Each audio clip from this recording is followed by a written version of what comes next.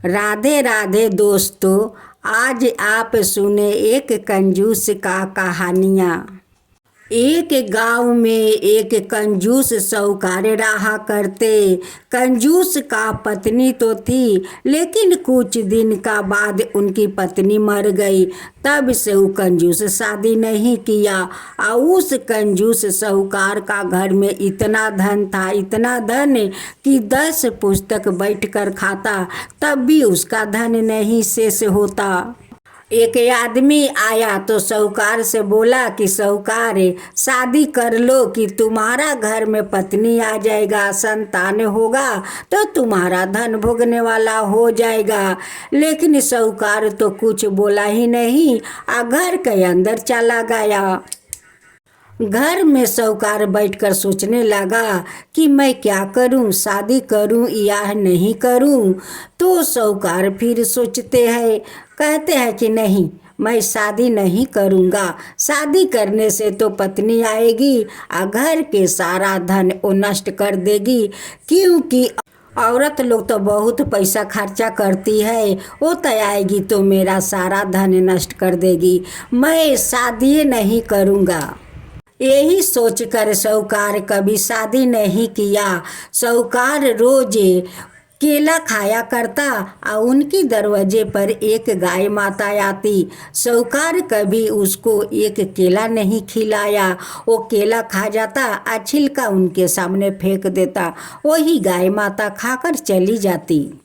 जितना गरीब दुखिया उस साहूकार का द्वार पर आते, साहूकार उन्हें खिदर देते, कुछ नहीं देता। इतना कंजूस था वो साहूकार कि सारा दिन अपना पैसा गन्ने में सारा दिन बिता देता। ऐसे ही 3 दिन वो अन्न नहीं खाता और 2 दिन तो पानी पी कर रह लेता। लेकिन वो इतना कंजूस कि वो कभी पैसा नहीं खर्चा करता। साहूकार का घर में इतना धन था, लेकिन साहूकार को मन नहीं भरता। उसका औरो धन चाहिए, औरो धन लगता। उसी गांव में एक राजा रहा करते। वो राजा सब प्रजा को देखभाल करते। जो समस्या होता उनको समस्या को समाधान कर देते, लेकिन सब प्रजा को बहुत अच्छे से देखभाल करते। सारे प्रजा राजा को बहुत पसंद करते और कहते कि राजा है तो हम लोग का चुटकी बजाकर समस्या को समाधान कर देते हैं। राजा एक दिन अपना महल में बैठे बैठे अचानक उनकी दिमाग में एक बात कचोटने लगा और वो सोचने लगे कि भाई, मनुष्य जीवित रहते हैं तो कितना दुख तकलीफ उठाना पड़ता है। अगर उसका मृत्यु हो जाता है तो मृत्यु होने के बाद उसको क्या होता होगा। इसी बात को हल निकालने के लिए राजा अपना सारे प्रजा को अपना महल में बुलाते हैं और सारे प्रजा से कहते हैं कि देखो। सारे प्रजा लोग उस राजा का महल में आते हैं और कहते हैं कि राजा साहब, क्या बात है कि आज आप सारे प्रजा को बुलाया है। राजा कहने लगे कि देखो, तुम लोग सारे नगर में ढोल पिटवा दो कि जो लोग मरे सामान एक रात कब्र के नीचे रहेंगे उसको मैं 5 कलश से सोना का मोहर उपहार दूंगा। अब तो सारे प्रजा में खलबली मच गया कि भाई, ऐसा कौन लोग है कि कब्र के नीचे मरने के लिए तैयार होगा। ऐसा तो कोई लोग नहीं हो सकता है कि जीवित रहकर वो कब्र के नीचे वो जाएगा अपना प्राण घुट कर मरने के लिए। कोई लोग ऐसा तैयार नहीं होगा। अब तो सारे प्रजा यही बात को चर्चा करने लगे कि हम लोग कहाँ से ऐसा आदमी ढूंढ कर ले आऊं कि उस मनुष्य कब्र के नीचे 24 घंटा मरे हुए पड़े रहेंगे। ऐसा लोग कहाँ मिलेगा। लेकिन दुनिया अजीब होता है, लोग कहीं ना कहीं इस काम के लिए तैयार हो ही जाते हैं। उस कंजूस साहूकार तैयार हो गया कि मैं उस कब्र में 24 घंटा मरे हुए लेट कर रहूंगा। राजा अपना प्रजा का बोला कि देखो, तुम बांस का अरथिया बनाना, आप पुष्पा फूल से उस अरथिया का खूब सुंदर सजाना, और उसी पर उस आदमी को लेटाकर कब्र में गाड़ देना। जब लोग उस कंजूस को ले जा रहे थे तो रास्ते में एक फकीर मिल गया। वो फकीर कहने लगा कि हे साहूकार, तुम्हारा तो इतना धन है कि तुम्हारा 10 पुस्तक बैठ कर खाएगा फिर भी शेष नहीं होगा। तुम्हारा तो कोई संतान भी नहीं है और नहीं कोई परिवार है, तो मुझे कुछ अपना धन में से दे दो। साहूकार कुछ नहीं बोला, बोलने लगा कि हट जा यहाँ से। फिर कुछ दूर गया कंजूस, फिर उसके पीछे पीछे फकीर गया। फिर बोलने लगा कि हे साहूकार, तुम तो मरने जा रहे हो, कुछ तो धन मुझे दे दो। रास्ते में बेदाम का छिलका बहुत सारा पड़े हुए थे। साहूकार उस छिलके से उठाकर एक गमछा में पोटली बांध लेता है और उसी पोटली को उस फकीर को दे देता है। उस कंजूस के लोग उसी अरथिया पर सुला देते हैं और कब्र के नीचे गाड़ देते हैं और उसकी सर के सामने एक छेदा छोड़ देता है कि उस छेदा से वो आसानी से सांस ले सके। फकीर जाता है और उस छेदा में बेदाम का छिलका भर कर चला जाता है।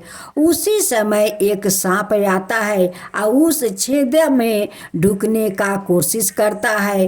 अब तो उस छेदे से साहूकार उस सांप को देखकर तो बहुत डर गया। अब तो छटपटाने लगा।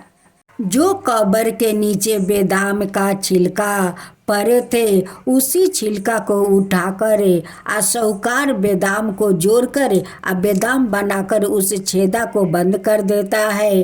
तब जाकर साहूकार का सांस में सांस आया कि अब तो सांप इस छेदे से अंदर नहीं ढुकने का कोशिश करेगा।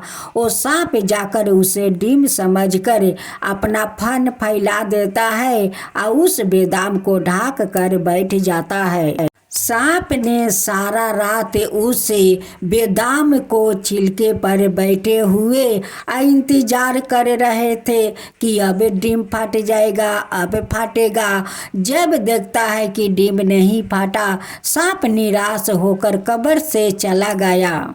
जब सुबह हुआ तो राजा अपना प्रजा से कहने लगे कि जाओ उस आदमी का कब्र खोद कर निकालो, नहीं तो वो आदमी मर जाएगा।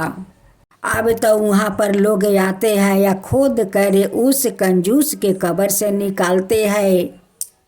राजा का आदमी जाकर राजा को खबर देते हैं कि वो आदमी तो सारा रात कुछ नहीं हुआ, वो तो जीवित है। राजा बोला कि उसको बुलाकर मेरे महल में ले आओ। अब तो प्रजा कहने लगे कि हे साहूकार, चलो आपका राजा बुला रहे हैं। लेकिन राजा किसी प्रजा को बात नहीं सुना, वो सोझा अपना घर में चला गया। अब तो वहाँ का सारा नगरवासी उस साहूकार को देखने आते हैं। अब साहूकार जितना उनका धन था वो सारा गरीबी में बांट रहे थे। अब सारा नगरवासी देखकर बहुत असरज में पड़ गया कि भाई इस साहूकार को क्या हो गया है कि देखो कब्र से तो जीवित आ गया, आकर देखो सारा धन गरीब में बांट रहा है, ये तो दान पुण्य कर रहा है। अब तो सारे नगरवासी सोचने लगा कि भाई साहूकार को क्या हो गया है, ये तो कभी भी भिखार को दान भी नहीं किया, उनकी दरवाजे पर आए भिखार को खदेड़ देता था। आज क्या हो गया है कि सारे धन लुटा रहे हैं। राजा का आदमी साहूकार का घर आते हैं। साहूकार को बोला को ले जाने के लिए वो आकर देखता है तो कहता है कि यारे ये तो साहूकार सारे दुनिया गरीब लोग का दान पुण्य कर रहे हैं। साहूकार तो अपना सारा धन गरीब में बांट दिया। तब जाकर राजा को महल में गया और अपना सारा कहानी उस सांप को राजा को कहकर सुनाया। राजा उस साहूकार से पूछते हैं कि अच्छा साहूकार जी, आप तो 24 घंटा उस कब्र के अंदर मरे हुए लेटे हुए थे, आपको मरने को महसूस नहीं हुआ? कहने लगे कि नहीं राजा साहेब, मुझे मरने का कोई महसूस नहीं हुआ। काल तो मेरा कब्र पर आया था, लेकिन मैं बेदाम उस छेदे में ढुका दिया। उस काल उसे अपना डीम समझ कर वो सारा रात उस डीम पर बैठे हुए इंतजार कर रहे थे कि अब डीम फट जाएगा, अब फट जाएगा, लेकिन डीम तो फटा नहीं। वो निराश होकर काल चला गया, लेकिन मेरे पास नहीं पहुंच पाया और मुझे मृत्युक नहीं दे पाया। तब राजा बोले कि हे साहूकार, इस मोहर को ले जाओ। साहूकार बोले कि नहीं राजा साहेब, इस मोहर को गरीब में बांट दो, इसे दान कर दो, और जो जो मुझे देने के लिए उपहार बोले थे वो सारा गरीब में दे दो, गरीब का महल बना दो। साहूकार कहने लगे कि हे राजा, देखो ब्राह्मण विष्णु को दान करो, वही पूजा होता है। ब्राह्मण विष्णु को भोजन करावो, वही तीर्थ होता है। गरीबों को दान करो, भोजन करावो, वही धाम होता है। इसका सेवा कोई धाम नहीं होता है। यही सबसे बड़ा धाम है। कुछ दिन का बाद साहूकार का मृत्यु हो गया। अब तो सारे गांव वाले आए असंतान बनकर उनकी अर्थिया को शमशान ले गए, गति किया। उस कंजूस साहूकार ने उनकी तो मुक्ति भी मिल गया और वैकुंठ धाम को प्राप्त भी कर लिया।